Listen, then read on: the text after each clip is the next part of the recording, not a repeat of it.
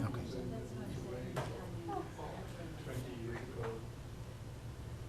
All right. Well, I think we'll just go ahead and get started. It's 6 o'clock. The most important people seem to have arrived. Except for the person I came here to support, you know? My name is Heriberto Leon, and I am Community Involvement Coordinator for EPA. The city has asked that we record this information session. So if everybody's agreed to that, if for the question and answer period that we'll have a little bit later, we have this mic so that it picks up your sounds as well. With me for today's session is Daniel Rodriguez. I'm Daniel Rodriguez. I'm the remedial project manager for this site from the EPA. I'm going to be working on the technical side of the program, working on the future investigation that our planner will be conducted here at this site. And then Danielle Kaufman is also a community involvement coordinator. Actually, I will be passing on the reins of community involvement to her during the next few weeks. So she will be your key point person as far as community engagement. The way most Superfund sites work across the nation, we are a team. Principally, it's the community involvement coordinator and the remedial project manager. There's also an attorney that is usually assigned to the site to deal with the legal aspects of Superfund. And so those are the three key people of any Superfund site. And then beyond that, depending on what kind of expertise needs to be brought into the team, whether it's to deal with soil contamination or groundwater contamination or whatever it may be, health risk issues, whatever those may be, those team members become part of the team as well. And we work very closely with some key experts.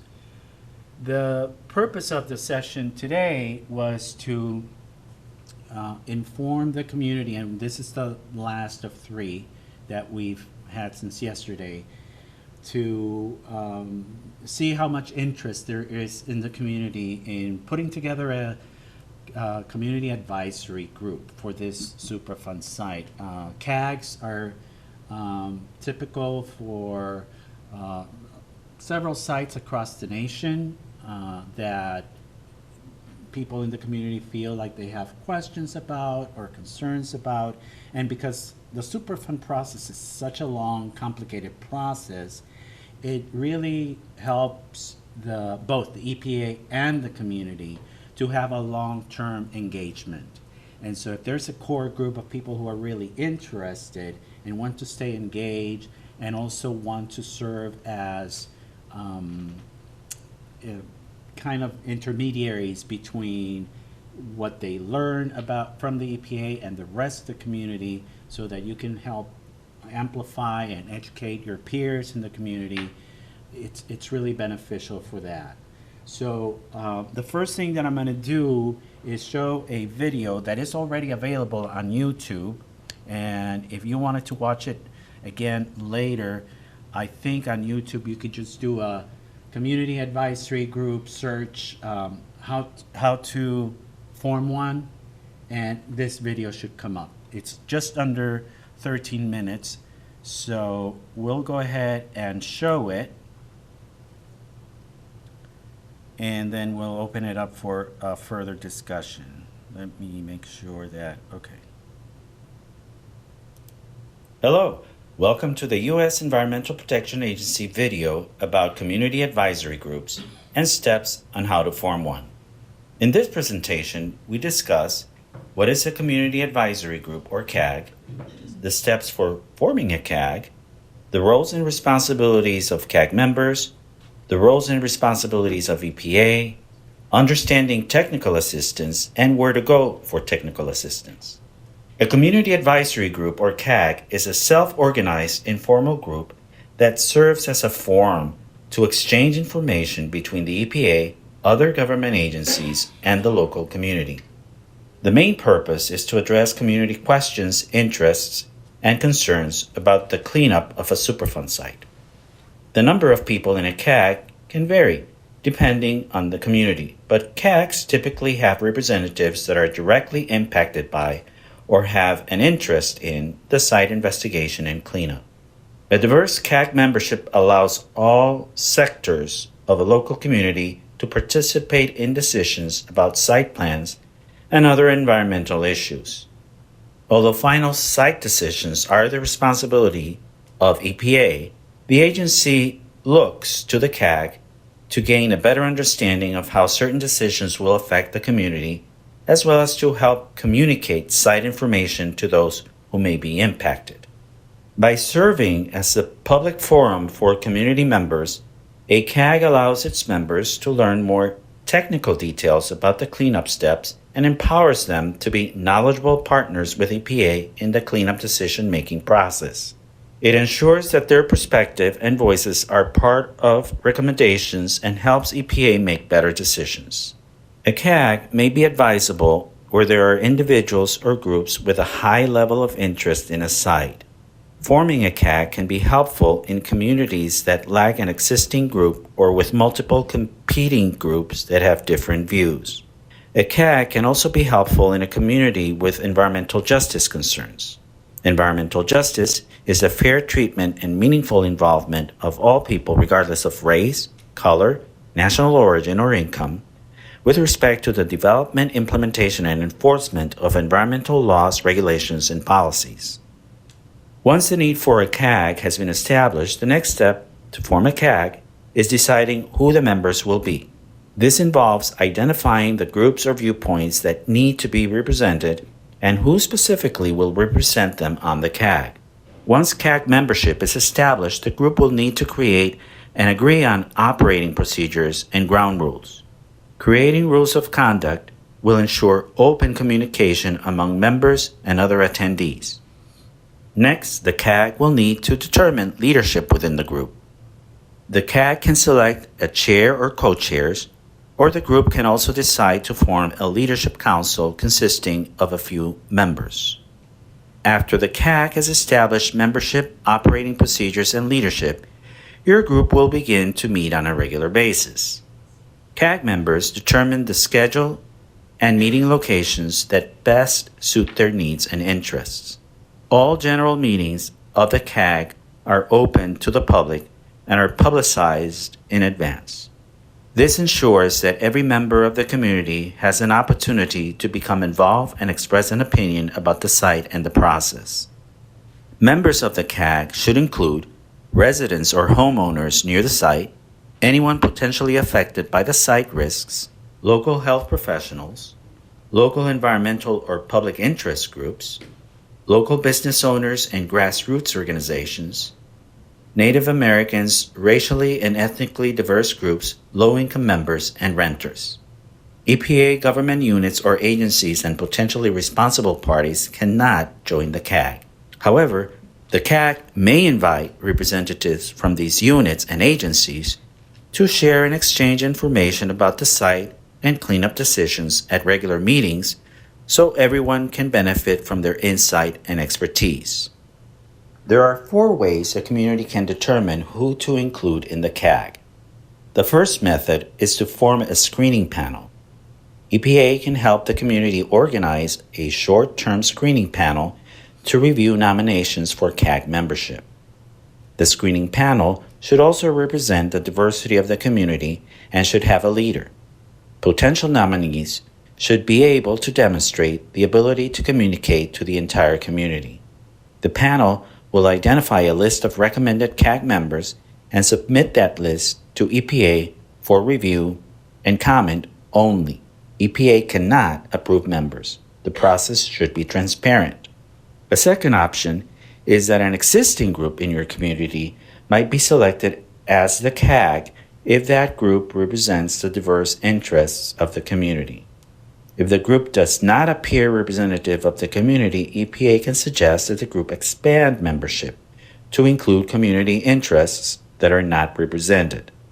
Third, EPA, in consultation with the local government, could select a core group that represents the diverse interests of the community.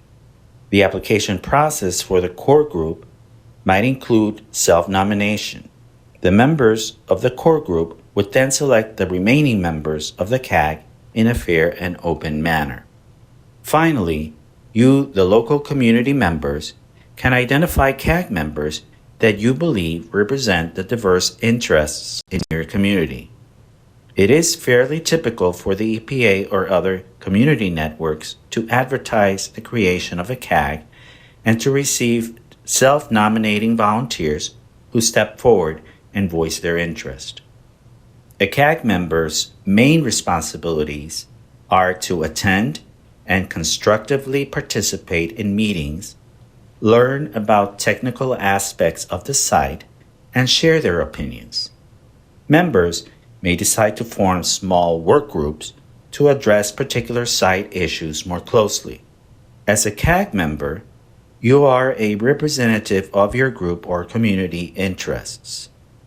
Another responsibility is for the group members to take the information received in a CAG meeting and share it with the broader community. All members are expected to work together to get answers and to reach agreement when needed. EPA will attend CAG meetings, provide site updates and information, and listen and respond to community concerns identified by members related to the Superfund site. The agency may also provide training for the CAG, depending on the group's needs. EPA may provide limited logistical and administrative support and will also continue regular communication practices to keep the community informed about plans and decisions throughout the cleanup process. In some circumstances, the community may need additional support to understand science, regulations, and policies related to a site and its cleanup.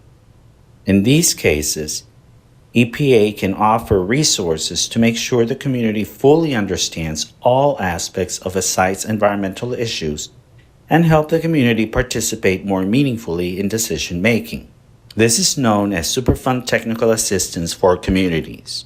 This service can also better enable the CAG and individual group members to share the information with other community members.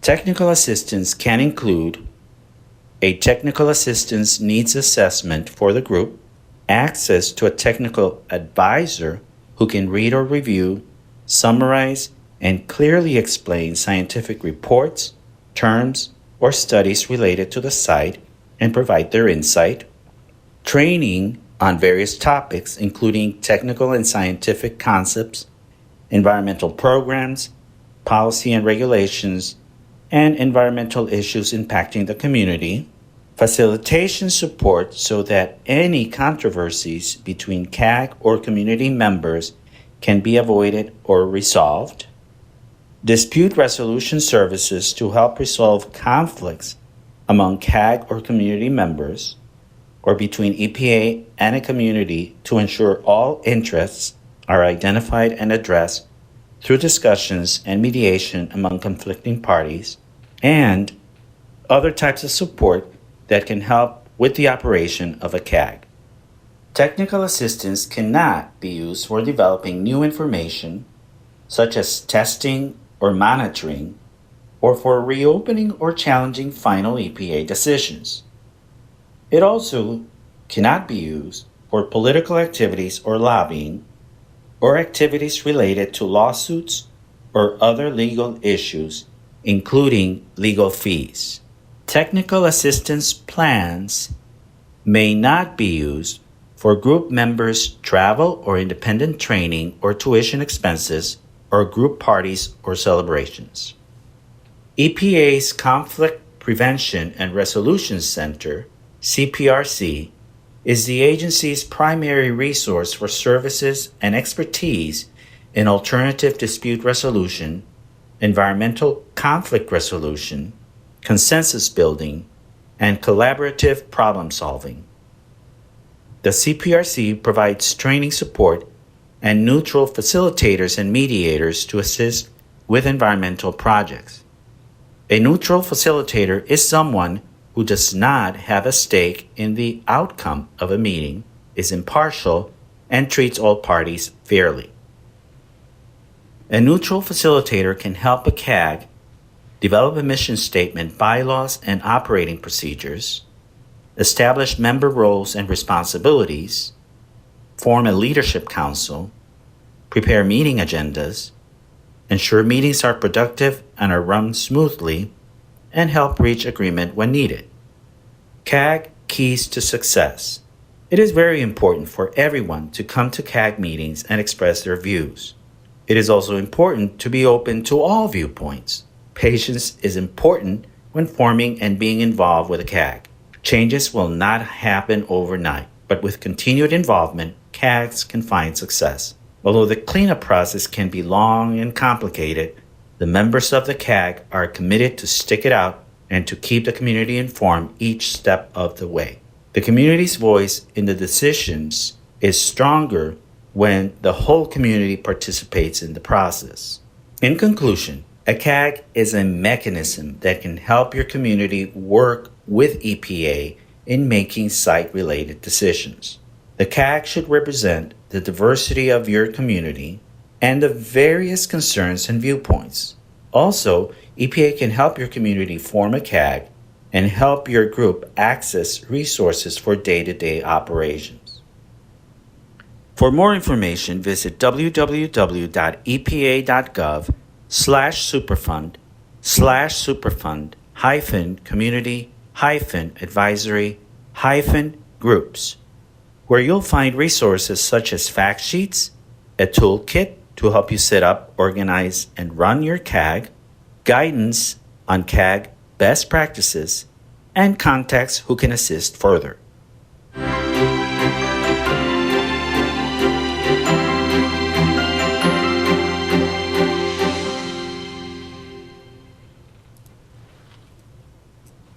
All right. Any first thoughts? Anybody has any first questions or comments about the video or some of the information shared? All are eager to join the CAG? Yeah. So does Hold. Great, thank you. Jesse Berman.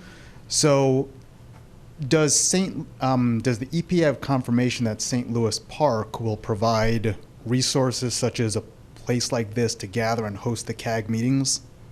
So the group that decides to convene and form a CAG would be responsible for finding meeting locations, and because this is a groundwater plume that interests both St. Louis Park and Edina. You may have residents from both cities, and once the group convenes and you find out where people are located, people may say, well, let's alternate. For example, let's have one meeting in St. Louis Park, let's have the next one in Edina, and do that sort of thing. And you can work with both cities to try to obtain meeting locations.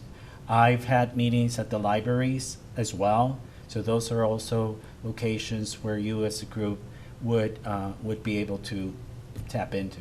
Yeah. Great, but typically at a public venue, right? Yes, typically, yeah. So I'm familiar with a couple of other CAGs that I work with. One is located in Waukegan, Illinois, which is a town just north of Chicago. They have 5 Superfund sites in that particular town. They've been active since the 1990s, and they meet at a Park District location that is a public place. The other CAG that I'm familiar with is in Dayton, Ohio. They have 3 Superfund sites there, and they meet at a Polish club, which is also like a it's a public location. And it can also be a non-for-profit group that may have a clubhouse allocation that members may opt because of the location to meet there. Faith-based organization, church. It's where the group the membership of the CAC decides where they feel more comfortable or more convenient to meet. Not necessarily has to be a city location, but it's also available. But that needs to be coordinated by the CAC that is formed. We'll get you to talk at the microphone next time. Any other comments or questions? Yeah. Hi, I'm Linda Yankee. So there's one CAG for the Superfund site, regardless of how many towns are involved. Sure. Okay. Yeah, Okay. that makes the most sense. So could you just give a little background as to how we got to where we are? Like, what has changed recently where now we have the opportunity to form a CAG? Sure. I can Yeah, let's. address that. Your runner. I'm going to be giving you like a brief background of the site. Well, this site was nominated to the NPL, to the National Priority List by the state because of volatile organic compounds contamination that was impacting the municipal drinking water supply wells on both City of St. Louis Park and City of Edina. In 2004, the Minnesota Pollution Control Agency began the environmental investigation. So work has been occurring for the last approximately 10 years when they found the VOCs in these municipal wells. And in total, I believe that 5 wells were impacted, 2 in the city of St. Louis Park and 3 in the city of Edina. And as the conceptual site model illustrate the contamination that has been detected, although it's not entirely defined because we still are collecting data to basically establish nature and extent. But we believe because of the impacted wells, depth and location, that this may be the configuration of the plume. So it goes from the shallow aquifer to the deeper aquifer in about 500 feet in depth. And it runs about 2 miles long and about half a mile or a little bit more than that wide. The site contamination that have been found are basically tetrachloroethylene, PC, and TC, that's trichloroethylene, and DC, that dichloroethylene, and vinyl chloride. Those are the chemicals that have been found during the investigation that has already taken place, and the information was used for putting together the request to be listed on the NPL site. The impacted groundwater wells, I have to add, the city of both cities have established or put in place treatment system in order to guarantee safe drinking water to the community and to the resident that gets served by them. And this site was listed in September of 2020, so it has not been that long since the site was listed, although we, or the Minnesota Pollution Control Agency, have been working with EPA on addressing issues that were more imminent or require rapid intervention, like the vapor intrusion on the area closest to St. Louis Park, because that's where the shallow groundwater is contaminated. So that was done late 2007, early 2008. That's my understanding. Need anything additional to that, or? So were those wells shut down, or was this water treated? And those wells have not been shut down. Water is being treated to remove the contaminants. So the water that's being served meets the water quality standards for drinking water purposes for the state of Minnesota and for the federal standards. Are there any private wells in the area? That will be part of the remedial investigation. Yeah, the contractors that are selected to do the work, they will have to do a survey and look for all the potential wells in the area that potentially may be impacted by the contamination. Shouldn't the cities know if there's a private well? I used to live in a different city, and we had to apply for a permit to have a private well. So I think around here, St. Louis Park and Edina should know if there's a private well at some house facilities. That question I cannot answer because the rules and regulation varies from state to state, and sometimes from county and city to another. There are states that do not require. Well, St. Louis Park is not known for being short of regulations, so I figure they have all the regulations that are possible. Yeah. So that I cannot answer, but that will be part of the investigation. How can someone make sure that their property is investigated? How can someone make sure that their property is investigated? Well, the property that are within the footprints of the shallow aquifer, the state initiated that work and EPA followed with them in order to guarantee that that is not being affected. And part of that investigation, I believe, was to determine whether the groundwater was being used for consumption or not. And then the deeper aquifers that the city was using were found to be contaminated, and then they were basically built water treatment system in order to remove those contaminants and provide safe water to the community. And the same happens too with the city of Edina. So measures have been taken place. To what extent, that's part of what needs to be, that will be looked at during the review investigation for this project. Because, I mean, they tested my home and they tested my neighbors' homes, but they also said it was just coming up from the ground. They said, well, it's not a problem unless it's in your house. Well, maybe it is a problem in the ambient air outside. Usually, the problems with vapor, it gets accentuated or gets more great at areas that are enclosed and areas that are open because of the movement of the air. That's the reason we look underneath the concrete slab to determine the concentration of the vapors underneath that and inside the ambient air in the room. Outside, if the ambient air in the room is okay, there is most likely any chances that the ambient air surrounding in the outside is not going to be impacted because they have more movement than the air that is stagnant inside, let's say a basement. So that has been looked at, but again, during the review investigation, we are going to look into that because that's one of the major criteria that we have to address, which is protection to human health and the environment. So we have to look into those and do the necessary assessments of risk and evaluate that to see if that poses a risk or not. So from, and from the, go ahead. You have a question. Hi, my name is CJ McGinnis. I have one statement, one question. To follow up on the private Okay. wells, house I lived in, my mother's house on Cambridge Street, had a private well, but the house was 125 years old in 1976. So, you know, older wells, I don't know, may not be, have been put on record, you know, for some time, and then it just kind of kept going. Also, forgive me for the pronunciation because I haven't lived here in a while.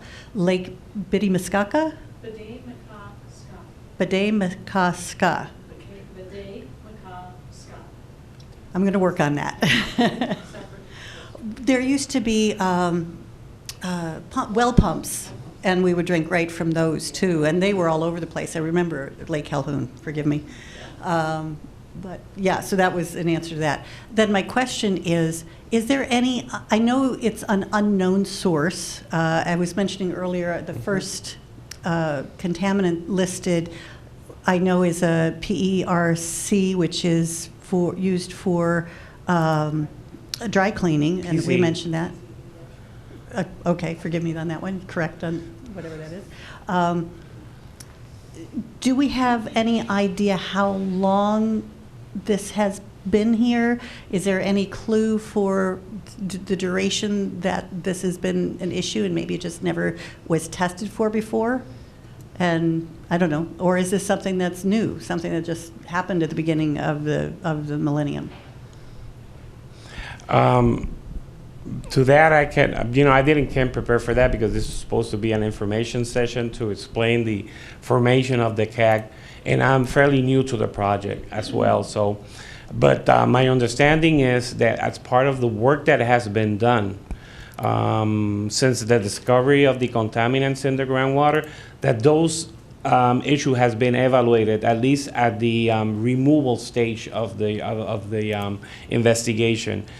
Now we will be doing a more in-depth investigation, and most of the concerns that you have or questions that you have will be addressed during that stage. So, and that's kind of the next phase with the development of the CAG as well, because this is the part where we'll be asking for your input, and you will be asking us for information. So it's going to be like a two-way street where we will be available to communicate progress on the cleanup and address any concerns that the citizens may have as part of the work that we're performing. So,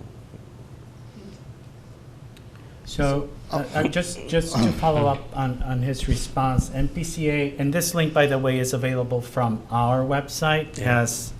We have a couple of links to MPCA's website on the site, and MPCA has listed this chronology on here that for those of you who want to delve more deeply into the history of the site, it has a list of the milestones of some of the activity. When it was discovered, Yes. not necessarily when they thought it happened.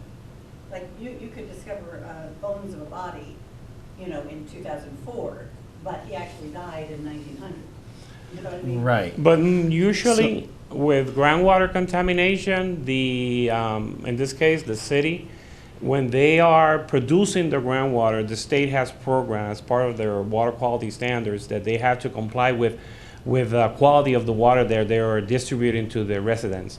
So most of the time, at that time, is when they start seeing these contaminants in the groundwater, and not necessarily when it gets to an action level, like the city of St. Louis Park, because we're here, did a water quality test to comply with their permit for their drinking water facility, and they find that, we have detected benzene, just to give a different chemical. So they have to notify that to the state. The state will start looking, okay, what will be that source of that benzene? Because we're starting to see it now. So that's when it started being a concern. And it wasn't before because it was not detected before. Because it may not have been The, tested. or the plume of the contamination may not have reached that point. So, and I understand your concern. There may be other areas there where exposure was happening, but we did not know. Right, because but the Clean Water Act was like 82 or something, and then. No, the Clean Water Act was in the 70s. 70s. Early But then 70s. there was an amendment in 86 and another amendment in 96, so. Many you know, amendments, there's yeah. new things finding out all the time. Yeah, exactly. And there are new emerging contaminants. They get added to the list, so they start incorporating new chemicals. And those chemicals may have been there before, but we were not looking for them because it was not a concern. Okay, thank you. Yeah. So I'll just chime in. So I'm a professor at the U. I'm an environmental health scientist. I study environmental hazards for a living. I read the report really closely, and while we can't determine exactly when the plume was released or from the source, it was most likely from the O'Reilly tar facility, which is where right across from blanking on the name. What's the Park Tavern. Yeah, Park Tavern. That was an industrial site. They did telephone poles, they did railroad ties, they did all sorts of wood treatment on it. Do you know? I'm sorry? That was when? This was 50, 60 years ago, was when it was shut down. So they said that it could have been dumping stuff for 100 years ago, this could have been contaminated. All of these VOCs are super long-lived, so once they get underground, they're not gonna go away. They're gonna persist for a long period of time. And just like was mentioned, they were most likely there all this time, they just weren't detected until you had contamination in the municipal water system. Mm-hmm. So that's probably where the source was, because based upon the dispersion of the contaminants, that's the likely source of it, but it could have been because a local dry cleaner or someone else dumped a barrel of this stuff 20 years ago. We just don't know. As a question though, I was wondering, when you talk about remediation, you know, when we're thinking about a CAG and forming it, is the remediation going to be at individual households, or are you talking about environmental remediation that's going to try to mitigate some of the actual plume? I was talking on environmental remediation. However, if during the investigation we find that a unacceptable risk, an imminent hazard is present, we can take removal actions. We call them non-time critical removal actions to address that while we implement the remedy. So it will depend on the how severe the risk is, and we may take decisions or make decisions to address that immediate concern while we work on the final remedy for the site. And at this point, we haven't collected the data. We know we have a problem. We know there are VOCs. There's many technologies out there that could address the problem, but until we define the nature and extent, and we know what the problem is, we will come with a remedial plan that will be presented, and it's included on that flow chart that it's there by the glass wall. The process is for getting to that action, and there will be public participation for that as well. And typically for, like, I know you haven't done the analysis for this one, but in other situations, do you focus on the shallow water plume or the deep water plume, like, first, just in terms of thinking about a CAG? For this site, we will be looking at multi-levels. We're not going to focus more in one and not the others. Okay. But we know where the contamination is coming out, because it's being extracted by the by these 5 impacted wells. My understanding is they haven't shown in any of the other wells that these cities operate. And so we know basically where they are, and they are in the multiple aquifers from the shallow all the way to the deep. As you move away from the north, more to the south, the deeper it gets. So we have an idea. So we're gonna be targeting the investigation within those areas, and that's what we're working right now on, developing the work plans or the contracting mechanism, so we can get the resources in place for commencing the environmental investigation. So we just have, I think, 20 minutes left to talk about the CAG, and I'm just wondering, you know, I just like some more details around that. Like, Sure. What are the next steps? I mean, do you even have enough people to do this? I know there's a couple of us from the Elmwood neighborhood. How do you get more representation? Kind of what's next? And a follow-up, what happens to a Superfund site that doesn't have a CAG? What happens if we all just go home and say, not interested? And that happens. Yeah, That I'm happens. curious. Yeah. So both very excellent questions. Yeah, both excellent questions. We have collected a number of email addresses from the 2 previous sessions, and we're collecting the ones from tonight. And what I've been telling people is that since you're volunteering to be part of this CAG, I will send out at the conclusion of all 3 meetings, so at some point tomorrow or maybe early next week after the holiday, an email with all of your emails visible, so that you know who's all volunteered, if you will, to be part of a CAG. And the next step would be to decide how to convene, where to convene. That could be a virtual meeting, that could be a physical meeting where people decide, okay, let's meet at this particular location, and we can start the conversation about how do you come together as a group, how do you determine, you know, some of these steps that were in the video about leadership, about ground rules. If there is some difficulty getting started because you find there's a diversity of opinion that just doesn't seem to be working in the same direction, you can request technical assistance. And we can provide that from EPA, a mediator, if you will, or a facilitator, if you will, who can help with the group think about these steps a little bit more closely. But sometimes communities already have a certain amount of expertise, people who have some leadership skills and are eager to move into those roles and get the group going in that regard. Okay, so we get a group, and then we come to you the next week and go, okay, what have you done? And then the next week you go, oh, we haven't done anything. And then we go, well, what have you done? If it's taken 20 years already, 19 years, how do we stay cohesive and on your butts to keep it Sure. going? yeah, I mean, if you have like hardly zero information tonight, what are you going to have next week or next month or next year? Yeah. And how are we sticking together when there's nothing happening? Excellent question, and we expect you to keep us accountable. So That's part of it. That's part of the CAG. It's your job, but okay. But there are a number of things that the CAG can also do as far as building the capacity of not just the group, but also those networks that you may be affiliated with regard to the various topics of the site. The site has many aspects to it. It has legal aspects. It has health aspects.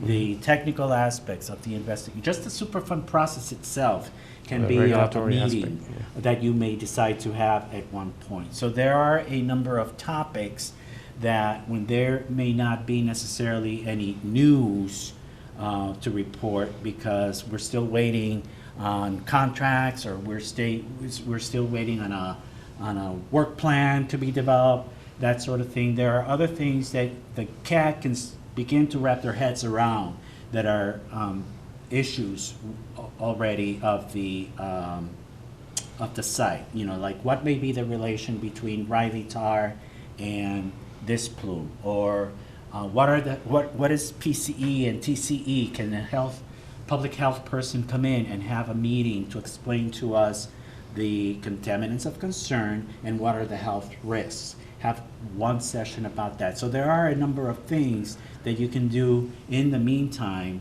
to keep the group cohesive, and at the same time you're building the capacity of the group to have a meaningful understanding, a holistic understanding of the site, and build that capacity over time. And I think we are at the right stage because once the remedial investigations start running, there are going to be opportunities for us to provide updates of what work is being done, besides us coordinating with the community to gain access for collecting samples. So, this site was listed 3 years ago. That's where basically the clock for the Superfund program starts, even though work has happened before that, had been taking place. So I think we are at a point where the formation of a CAG, if the community wants to form a CAG, because like we have said, there are many Superfund sites that does not have a CAG because the community opted not to do one. We gave them the opportunity. We communicated, the process of how we offer the assistance, but it just didn't happen. So, but I see interest on this one. So far, we have about 12 people or Yeah, maybe. Yeah. interested in forming a CAG, and believe me, that is a decent size. It's pretty big for a CAG. So there is interest, and I can see why. This is a beautiful community, and people have interest in their properties. So they want to make sure that the area is safe to be lived at and that it's taken care of the right way. So I see this as happening if the community decides they want to do that. Which is very puzzling why there wasn't a CAG for the Riley tar, yeah. Riley tar. Yeah. So that's another thing. you Maybe know, the times, it was so many years ago. That was many years ago. Who knows Yeah. what the community at the time thought, what concerns there were or were not. This group, the Riley tar site is cleanup is completed. I just brought up the homepage for the Riley tar site here, and the site is in the 5-year review process, which means because the remediation was completed, then it enters into this 5-year review process to make sure that the remediation that was put into place continues to be protective of the community. And so if this group, even though you may start out having a focus on the Highway 100 site, wants to, on one occasion, have a meeting that is maybe focused on the Riley Tar, its history, what about this 5-year review process, what did it find, that sort of thing, you can certainly invite Andy Kleist, who is the remedial project manager, and he's actually based here in the area as opposed to Danielle and Danielle, who are in Chicago, but who would be more than happy to come up here anytime also. But that could be something that the CAG might want to pick up at some point. Like I said, some communities have 5 Superfund sites or 3 Superfund sites, and so they have concerns about all of them at the same time. The other thing I wanted to emphasize also towards the end of the video, you saw this technical assistance. The group can decide how far they want to go as far as if you wanted to become incorporated or get some kind of charter from the state. Maybe you can find an attorney pro bono who can help do the paperwork for that. The reason some CAGs choose to go that route is because then you become eligible to apply for grants. And there are grants that are available through the Superfund program, the Technical Assistance Grant. If you wanted to use that to hire a consultant to help you through the process as well, to explain technical aspects of the site. But you don't have to go that route because the EPA can also just provide a technical assistant with a contract that we already have in place. And we would just meet with the group and decide what kind of assistance you need, what kind of technical questions you have, and then we would use the contract that we already have in place to bring somebody in to present on a technical issue or whatever aspects of this site you want. So just to be clear, I do remember that you said no budget for parties. Yes. That's great. So is there any budget available for a CAG to do something more meaningful than having a party? Like hiring an expert or that's what he was explaining. Yeah. Basically, Well, EPA has that was tied to forming an incorporated CAG or something. No, but if you decide not to go that route, not to obtain a charter or incorporating, you can just stay as a loose group of individuals who come together, who are the CAG, and then just request from the EPA that technical assistance. That is another program the EPA has, which is called the Technical Assistance Services for Community, the TASC program, where the EPA has a national program. They have experts or people or universities and scientists and engineers available that we may tag into their expertise, and EPA pays for that, and they may be assigned to come here and explain movement of groundwater with the contaminants here because you have a concern with that, or a technical document that EPA or the responsible party may have developed, and you read it and you need clarification, you need to understand that you want somebody to explain it to you, independent from the agency or the responsible party. So they tag into these resources for providing that technical assistance. That's one way of doing it, and that is without having to be incorporated as a non-for-profit organization or to receive funding from the federal government. And these funds, they have a requirement. They have a limitation as well. For example, they're required to have a 20% match. So for every dollar that we give you, you have to put the 20 cents, So they have requirements, and there are ways of finding how to provide that match without having to be in cash, like in-kind services, people that do work and their hours, gets donated and they can be used for the match. So there are different requirements, but the programs are in there. I think Heriberto presented a website that summarized this program. And you can call any of us, and we will be more than likely to explain it to the CAG members. But it still sounds to me that effectively there is no budget that is on the discretion of the CAG. Yes. You have to go through the EPA and request an expert, and they may say yes, and then you have to pick an expert that the EPA. EPA will suggests- provide that expert, yeah. Okay, that's fine. I'm just Yeah. asking. Just want to clarify Yeah, that. yeah, there is no seed money, if you will, Okay. to No. launch a CAG, no. Some CAGs use pro bono help, some CAGs use experts to, to just help them put together meetings. I'm just thinking of one CAG that I'm familiar with that has a donut shop owner. He brings in donuts to the meetings, so that's not a budget, but, there are Other different CAGs, resources that you can, maybe as a community, think about bringing in as part of your efforts. other CAGs, they're organized that where local businesses and other non-for-profit group makes donation to the CAG in order for them to continue with the review of documents and providing input. So there are ways of doing it.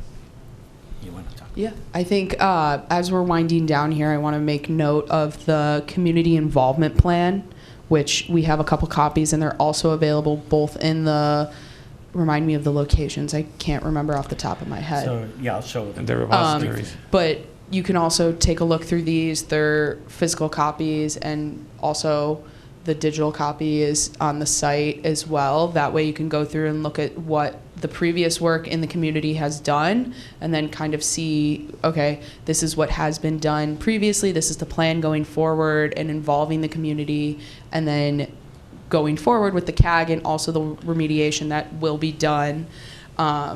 This will kind of give you a good background information and just continuing. So feel free to, I'm going to plop these down on some desks, but just feel free to look through them. And then if you have to get up and go, feel free. Roberto is going to show you also where you can find them online.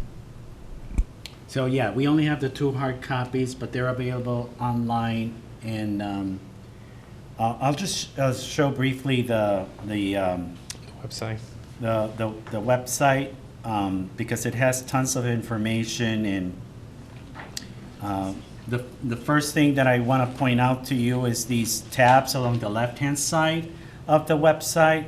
And you should be able to just Google Highway 100 Superfund EPA, just those words, and this should be able to come up, as opposed to me giving you the URL. But you'll land at the home page, and then this tab, the first one under the home page, the site contacts, has our contact information and a contact person for MPCA who's actually been involved for many years with the site. Unfortunately, she's moving on to a different job, and we'll be replacing her name with somebody just as knowledgeable as she is. And then the the Minnesota Department of Health wanted us also to have their contact information on here. So we don't have a specific name, but there are emails and phone numbers on here, and where you can get additional information, because they're very much involved on this site, and they're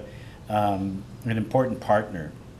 This next tab, called Cleanup Activities, is a narrative that covers a little bit of the background, lots of links to specific information, what has been done up to now at the site. The next topic in the narrative is what is the current status, and that's where we talk about the remedial investigation or feasibility study, the current stage that we're on, and then the emergency response and removal, which began in 2007, a few years after the first detections happened of the contaminants of concern. And there are links to 2 websites that will give you the history of what was done during that emergency response. One is from MPCA, and the other link is from EPA. The enforcement information is mostly the legal aspect to the site. We are required by the Superfund law to make sure that if we find potentially responsible parties, or PRPs as we call them, that they pay for the work that needs to happen as far as cleanup. And so this could be another 1-hour meeting if you wanted to just have as a site attorney maybe come out and explain just the process of enforcement. How does it work in a Superfund site? Then there is a cleanup progress page. This will have the list of dates of milestones as they get achieved, and then the estimated start dates will start appearing on here for the various stages of the process. Health and the environment is the next tab, and here we have links to MDH's fact sheets on these various contaminants of concern.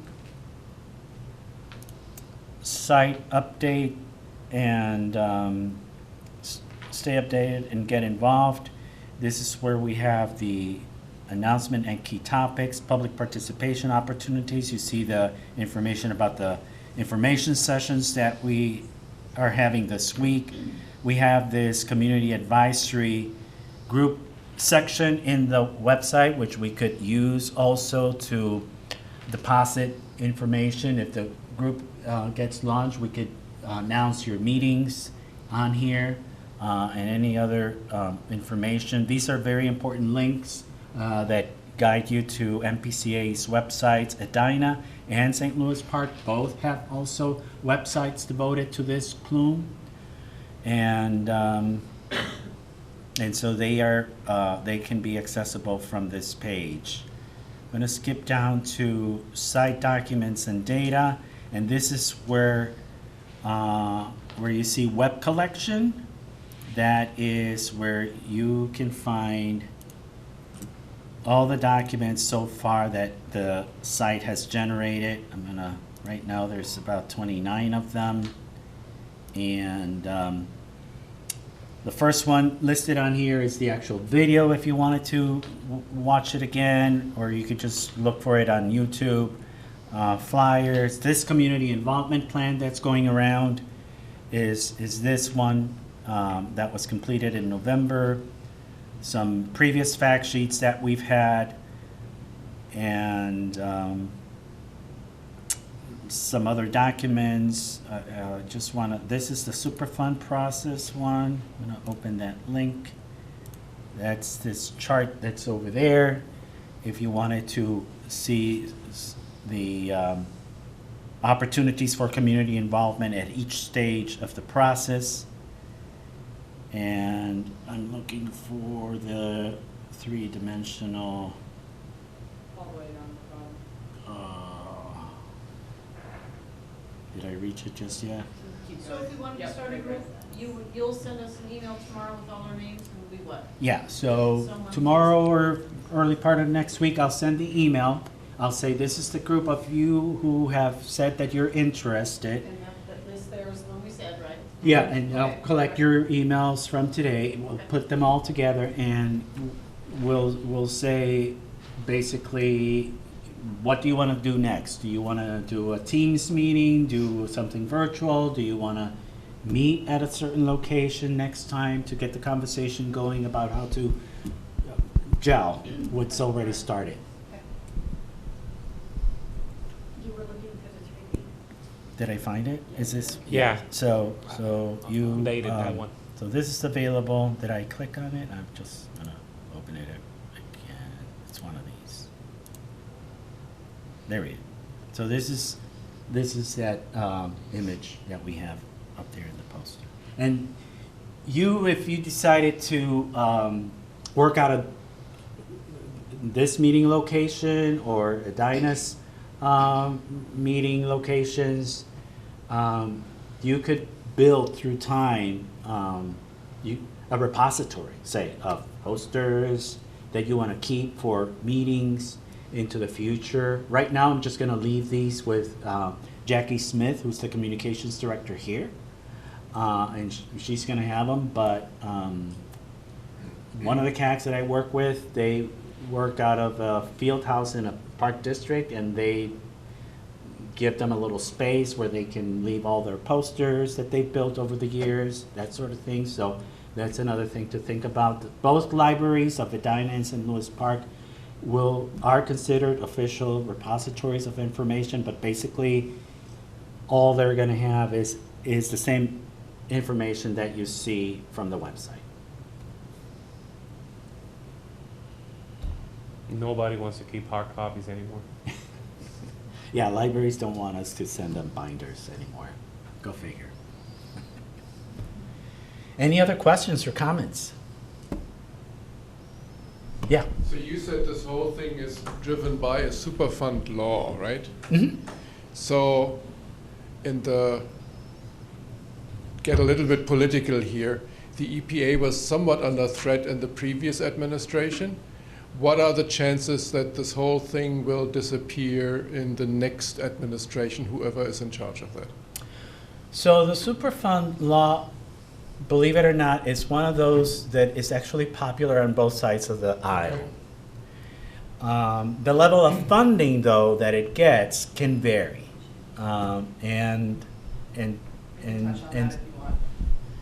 Yeah. So basically with the Superfund and through the remediation process and through Daniel, our very helpful remedial project manager, he's going to be doing his investigation. When he does his investigation, he's going to look for those responsible parties.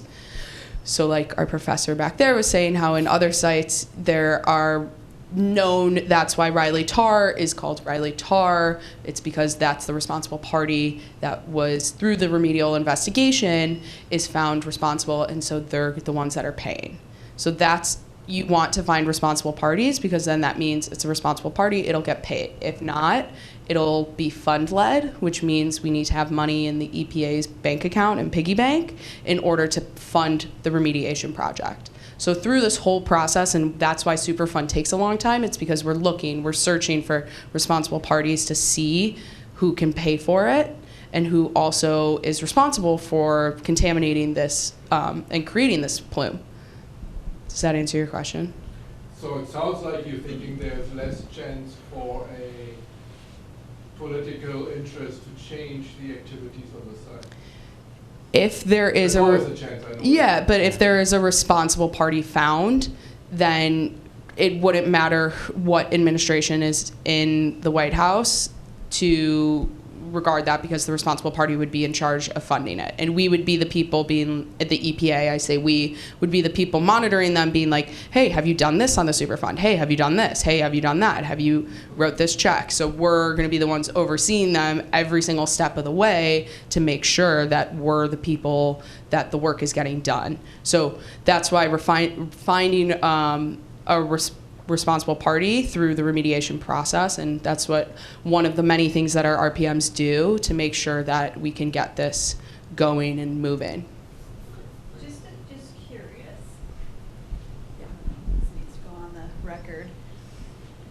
Responsible party can be a number of things. It could be the little mom and pop dry cleaner that is long since closed and you'll never find them, right? Okay. They're probably deceased. Or it could be the manufacturer of TCE, PCE, et cetera. Do you guys go back to the original source in some cases?